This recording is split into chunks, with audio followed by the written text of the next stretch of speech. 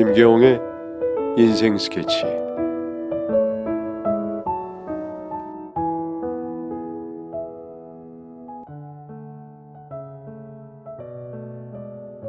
안녕하세요. 저는 지금 30대 후반의 여자입니다. 7살 딸 아이가 하나 있고요. 저와 남편은 천생연분이었습니다.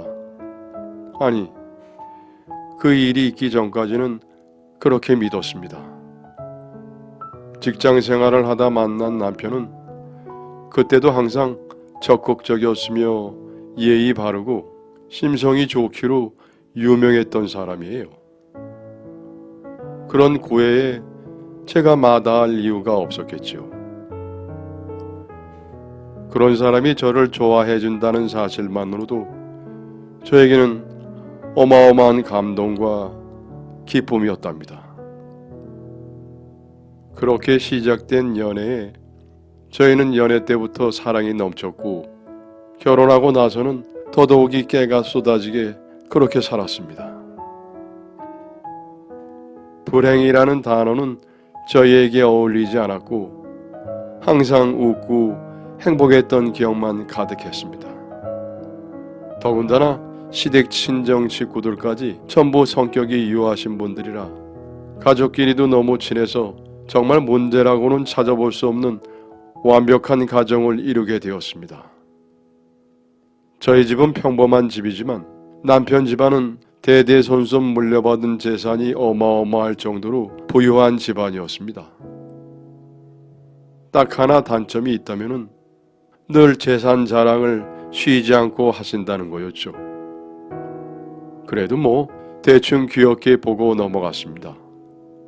사실 저희 결혼할 때 집도 차도 사주시고 누구보다 남편과 제가 잘 되길 응원하며 물적 지원을 아끼지 않으셨던 분들이니 너무너무 고마웠죠. 저도 자랑병이 도진 건지 너무 꿈만 같은 상황에 지인들에게 자랑 아닌 자랑들을 하고 다녔답니다. 그러다 보니 주변인들의 부러움을 한몸에 받곤 했습니다. 누구나 부러워할 만한 완벽히 성공한 결혼. 그게 친구들이 저에게 늘 말하던 말이었습니다. 그러다 2년 전 남편이 폐암 3기 선고를 받게 되었습니다. 당시 딸아이가 한참 예쁠 5살 때였어요. 그 판정에 너무도 억장이 무너졌지만 평생 모든 노력해서 다 이뤘던 사람이라면 이 병조차도 이겨낼 수 있을 것만 같은 막연한 자신감이 들었습니다. 하지만 현실은 두려움. 이 사람도 많이 무서웠었나 봅니다. 언제 내가 세상을 떠나게 될지 모른다는 압박감이 젊은 나이에 살고 싶은 욕망과 죽음에 대한 두려움이 클 것을 조금이나마 이해하기에 좋은 공기 찾아 산으로 나가 살겠다는 그 남자를 따뜻하게 안아주며 보냈습니다.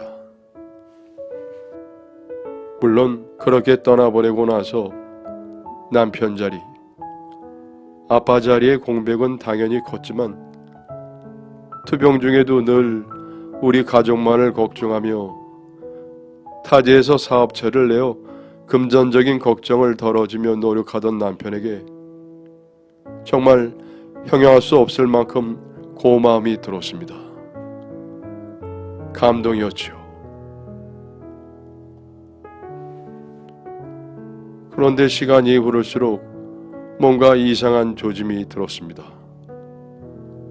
작년 말쯤부터 딸 아이 보고 싶다는 연락이 한 달 이상 없었고 공기 좋은 곳을 찾아간다던 그 남자가 타지에 상주하기 시작했습니다.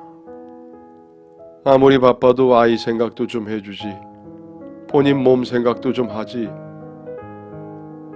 이런 잔소리 섞인 생각들을 했었지만 혹여나 말을 꺼내면 잔소리로 들려 스트레스 받을까봐 스트레스 주지 말자라며 그냥 묵묵히 기다려만 주었습니다. 저는 남편을 믿었어요. 주변의 인지도도 참 좋고 청렴하고 착하기로 소문났던 우리 남편. 그냥 잘 이겨내기만을 바라보며 믿고 또 믿었습니다. 그러다가 한 달 만에 남편이 집을 찾아왔습니다. 그리고 오자마자 아이와 놀아주는데 그 모습을 보며 내가 괜한 걱정을 했구나 싶었죠. 여전히 다정하고 자상한 우리 남편이 최고라고 생각했습니다. 근데 남편 폰으로 아이가 사진 찍으며 놀다가 제 짧은 바지가 여기저기 찍혔길래 불편한 사진들이 있을까 싶어 삭제하자며 딸에게 이야기를 해서 폰을 건네받으려는 순간 어딘가 다급해 보이게 달려와서는 폰을 낚아채는 부자연스러운 남편의 모습에 쎄한 느낌이 확 오더군요. 촉이 온 거죠. 다음날 아침 아이 등원을 시켜주려 잠시 집 앞까지 남편이 나간 사이 남편 폰을 보니 위젯으로 타지에서 살고 있는 한국 여자와 주고받은 낯뜨거운 대화를 찾아낼 수 있었습니다. 일하러 가는 동안 호텔에서 뒹군 내용들이며 그 시간을 그리워하는 대화들. 더군다나 그 여자는 유부녀였습니다. 떨리는 손으로 대화 내역 사진을 전부 찍어 남편에게 보여주니 울면서 무릎을 꿇더군요. 3개월 정도 만나면서 이건 아니다 싶어 2달 전에 정리하고 연락도 안 한다고 용서해 달라고 하더군요. 하지만 제가 본 내용은 그 이상 높을 수 없는 정말 높은 수위의 대화들을 보게 된 이상 헤어졌다 한들 저에게는 아무 의미가 없었습니다. 심지어 2달 전에 끊었다는 것은 거짓말이었습니다. 둘 다 이혼해서 새 살림을 꾸리자는 이야기까지 했더군요. 이해할 수가 없었습니다. 언제 죽을지도 모르는 남자가 뭐 미래를 생각한다고 그 사람과 새로운 결혼을 한다 했을까요? 톡 속의 내용은 매우 구체적이며 상세했습니다. 진짜 허무함과 허탈함이 들더군요. 남편 한번 살려보겠다고 후회 없이 최선을 다했던 만큼 끝내는 것도 후회 없을 것 같았습니다. 혼자 독방 육아에 직장생활까지 하며 밤마다 남편 건강 걱정에 몸에 좋은 거 알아보며 준비해서 나름 최선을 다했는데 정말 야속하고 속상하고 멍해졌습니다. 이 남자 이대로 세상 떠날까봐 2년 동안 저희 친정 식구와 제가 항상 긴장하고 노력했던 게 배신의 칼이 되어 가슴에 꽂혔습니다. 이 남자와 제가 늘 말해왔던 겁니다. 결혼 생활 중 바람은 절대 용서될 수 없으며 걸린 즉시 바로 뒤돌아버릴 것이다. 이 말이요. 그런데 그 냉정함은 아이가 있기 전에나 해당되었던 말이더군요. 남편은 그날 이후 미동도 없더니 이제와 한다는 말이 이혼을 해달랍니다.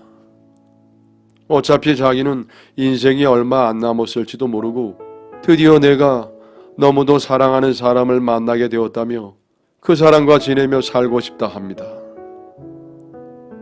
알 수가 없었습니다. 오히려 매몰차게 버리는 모습이 아닌 이혼해달라고 애원하는 그의 모습에서 뭔가 모를 수치심과 배신감이 저를 괴롭히더군요. 시부모님께도 이 사실을 알렸지만 어떠한 조치도 어떠한 말씀도 없으셨습니다. 솔직히 폐암 3기면 생존율이 희박하다고 했고 꼭 그 기간 안에 가족들을 떠나야만 했을까 하는 생각이 들었습니다. 어떠한 답도 하지 않은 채 하루 이틀 시간은 지났고 시간이 지날수록 그 바람난 유부녀가 마음이 급했는지 집을 찾아오더군요. 막무가내로 남편을 찾던 그 여자를 보며 딸은 불안함에 울기 시작을 했고 저는 그 여자에게 한마디 했습니다.